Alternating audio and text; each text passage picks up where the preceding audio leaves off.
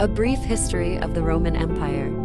From its founding in 625 BC to its fall in AD 476, the Roman Empire conquered and integrated dozens of cultures. The influence of these cultures can be seen in items such as oil lamps made and used throughout the empire. The Roman Empire's history is separated into three main periods: the King's Period 625–510 BC, Republican Rome 510–31 BC, and Imperial Rome 31 BC AD 476.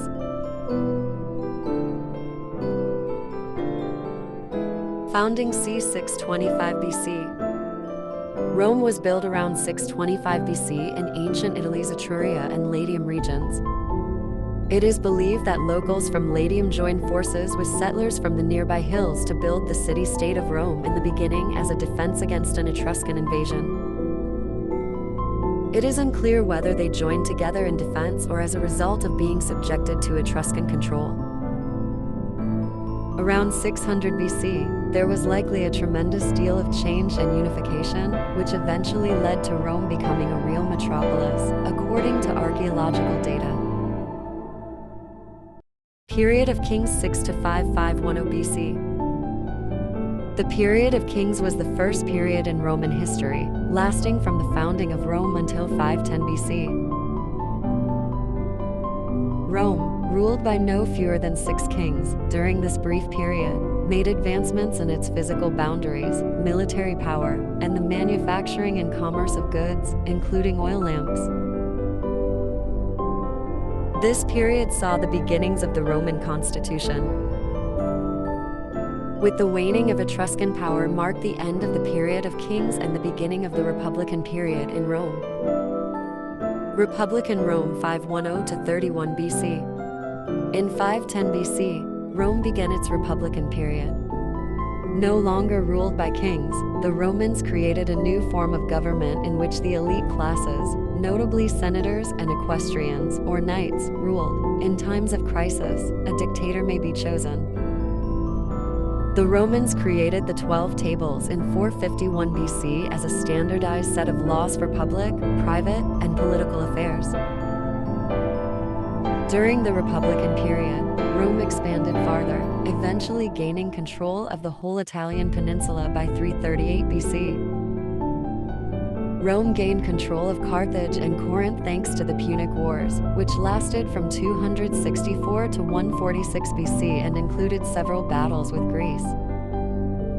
As a result, Rome rose to become the preeminent maritime power in the Mediterranean. Soon after, Rome's political climate led the Republic into a period of chaos and civil war.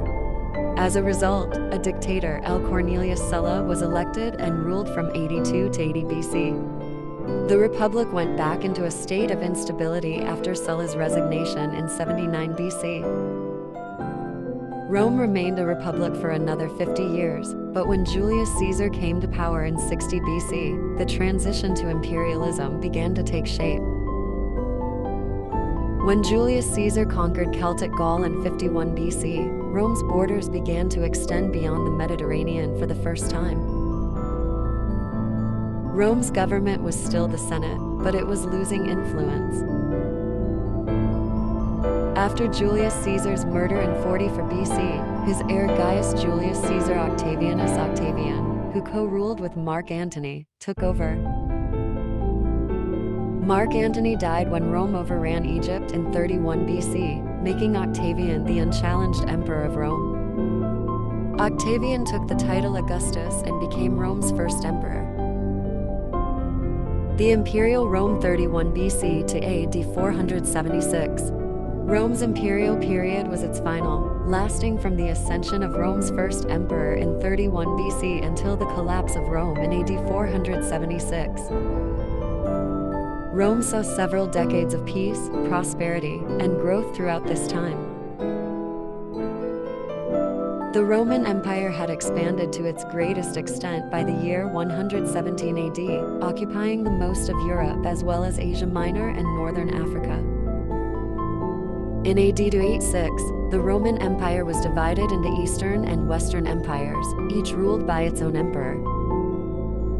The Western Empire was subjected to several Gothic invasions and was sacked by Vandals in AD 455. After it, Rome continued to decline until the fall of the Western Roman Empire in AD 476.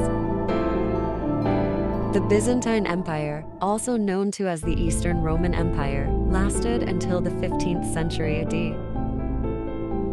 When Turks conquered Constantinople, present-day Istanbul in Turkey, its capital city, in AD 1453, it was overthrown. Thanks for watching.